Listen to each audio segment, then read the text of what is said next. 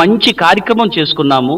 Russia Bharat ఉత్పన్నం చేసి ఒక విద్యుత్ ప్లాంట్ మేము వ్యవస్థాపన చేసుకున్నామంటే అక్కడ మిషనరీలతో సాయంతో ఉదయ్ కుమార్ అనేవాడు అమెరికా డబ్బులు తీసుకొని నానా యాగి చేసి అమ్మో విద్యుత్ కేంద్రం వచ్చేస్తే ఇక్కడ ఉన్న వాళ్ళందరికీ క్యాన్సర్ వచ్చేస్తుంది, అది పేలిపోతుంది, తర్వాత మత్స్యకారుల జీవితాలు సర్వనాశనం అయిపోతాయి.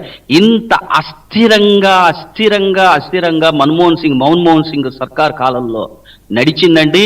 వాళ్ళ పేరుకు మాత్రమే మనకేదో సాయం చేశారని చూపిస్తారు, కానీ ఇక్కడ యాక్చువల్గా ఎవరి వైపు ఉంటారు ఈ కాంగ్రెస్ వాళ్ళు? మావోయిస్టులు, జిహాదీల పక్కన, చైనా పక్కన ఉంటారు. అందుకనే మనం ప్రత్యక్షంగా వాళ్ళు కాపాడుకోవాల్సిన విషయం ఏంటంటే భారతదేశం రష్యా సంబంధాలు కాపాడుకుంటూనే అదేవిధంగా ఈ దారి తప్పిన ప్రజాస్వామ్య దేశమైనటువంటి అమెరికా కానీ పాశ్చాత్య దేశాలని అదే ప్రజాస్వామ్య పాఠాలు చెప్పగలిగిన సామర్థ్యంలో మన భారతదేశం, మన నాయకత్వం, ముఖ్యంగా నరేంద్ర మోడీ గారి నాయకత్వం ఉంది.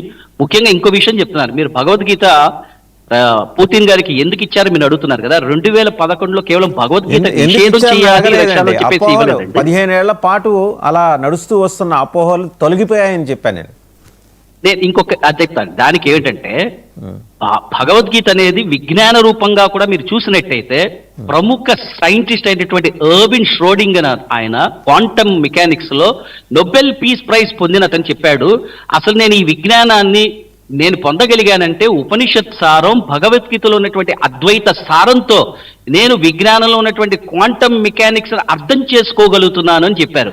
ఆ విధంగా విజ్ఞానాన్ని ఎక్కువ విశ్వసించే రష్యాకి ఈ భగవద్గీత ఖచ్చితంగా సహాయపడుతుందని చెప్పేసి ఆ సందేశాన్ని నరేంద్ర మోడీ గారు